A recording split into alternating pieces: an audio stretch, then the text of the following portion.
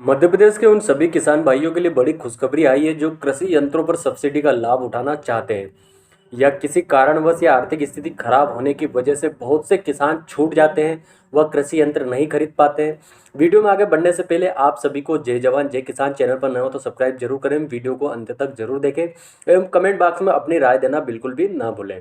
कृषि अनुदान योजना एक ऐसी योजना है जो हमारे किसान भाइयों के लिए वरदान साबित हुई है, खासकर मध्य प्रदेश के किसानों के लिए।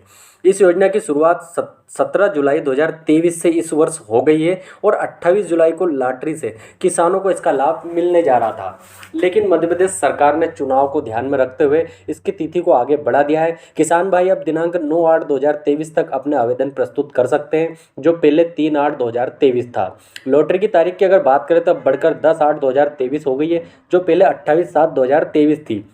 अलग अलग कृषि यंत्रों पर सब्सिडी मिल रही है। किसान भाइयों को इसमें आवेदन करने के लिए पहले से अपने नाम का ट्रैक्टर होना आवश्यक है। जिनके पास ट्रैक्टर एवं स्वयं के नाम से कागजात नहीं है, उनको इस योजना का लाभ मिलना मुश्किल है। अब बात करते हैं कृषि यंत्र, कौन कौन से कृषि यंत्र इसमें शामिल किए गए हैं जिन पर सब्सिडी है, तो उनके बारे में बात करेंगे।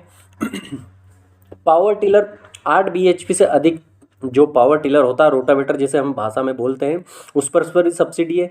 पावर वीडर पर, बूम स्प्रेयर ट्रैक्टर चलित जो पंप है उस पर भी है। उसके बाद बात करें तो सीड सीड कम फर्टिलाइजर जो खाद वाली सीड है उस पर भी सब्सिडी देखने को मिल रही है। उसके बाद zero till seed cum fertiliser, drill, ground nut planter, raised bed planter, ये अलग अलग तरीके जो मल्टीक्रॉप कृषि यंत्र है उन पर सब्सिडी मिल रही है। कृषि यंत्रों पर कितनी सब्सिडी मिलेगी उसकी भी बात करते हैं। ई कृषि यंत्र अनुदान योजना के तहत किसानों को 40 से लेकर 50% तक सब्सिडी दी जा रही है। इसमें अलग अलग श्रेणी के हिसाब से सब्सिडी को विभाजित किया गया है। सामान्य वर्ग को 40% एवं अनुसूचित जाति, अनुसूचित जनजाति, पिछड़ा वर्ग के किसानों सहित महिला किसानों को 50% सब्सिडी दी जाती है। राज्य के किसानों की अगर हम बात करें तो यह सब्सिडी कृषि यंत्र की लागत के आधार पर दी जाती है, यानी कि जो भी कृषि यंत्र हैं उसके अलग अलग जो लागत है या कीमत है उसके हिसाब से सब्सिडी दी जा रही है। कृषि यंत्रों के लिए अगर बात करें तो कितनी आपको राशि जमा करानी होगी, तो इसके लिए आपको अलग अलग तरीके से राशि के जो सिस्टम है वो बताया गया है। अलग अलग तरीके के जो कृषि यंत्र उन पर आपको डीडी के हिसाब से राशि जमा करनी होगी। अगर हम बात करें उदाहरण के तौर पर तो पावर टिलर जो रोटावेटर होता है उसमें 5,000 रुपये की धरोहर राशि डिमांड ड्राफ्ट जो डीडी बनती है उसके हिसाब से जमा करनी होगी। पावर वीडर पर 2,000 रुपये, पावर स्प्रे ब्रूम स्प्रे जो ट्रैक्टर पंप होता है उस पर 2,000 रुपये की धरोहर राशि डिमांड ड्राफ्ट से आपको जमा करानी होगी। उसके बाद करें तो क्लीनर कम ग्रेडर 5,000 रुपये की धरोहर राशि आपको डिमांड ड्राफ्ट से जमा करानी होगी। सिड्डिल सीड कम फर्टिलाइजर जो अलग अलग तरह की सिड्डिल है, खाद वाली और सादी seed drill, zero till seed cum fertiliser जो भी अलग अलग प्लांट हैं, रेड ब्लेड प्लांटर, रेफ्रिजो प्लांटर, मल्टीक्रॉप प्लांटर, इनके लिए 2,000 रुपये की डिमांड ड्राफ्ट आपको जमा करनी होगी। पंजीयन में जो डिमांड ड्राफ्ट डीडीए निश्चित राशि से कम होने पर आवेदन अमान्य किया जाएगा, यानी कि आपको जो राशि दी गई है उसी के हिसाब से आपको डीडी भरनी है। इसके अलावा बैंक ड्राफ्ट केवल आवेदनकर्ता के नाम से तैयार कराकर प्रस्तुत करना अनिवार्य है, अन्यथा आपको ये जो आवेदन आप दे रहे हैं किसी और के नाम से दे रहे तो ये रद्द कर दिया जाएगा। सब्सिडी की बात करते हैं किसान भाइयों, तो किन किन दस्तावेजों की जरूरत पड़ती है सब्सिडी लेने के लिए, तो उसके लिए आपको आवेदन करने वाले किसान का आधार कार्ड होना बहुत ही जरूरी है।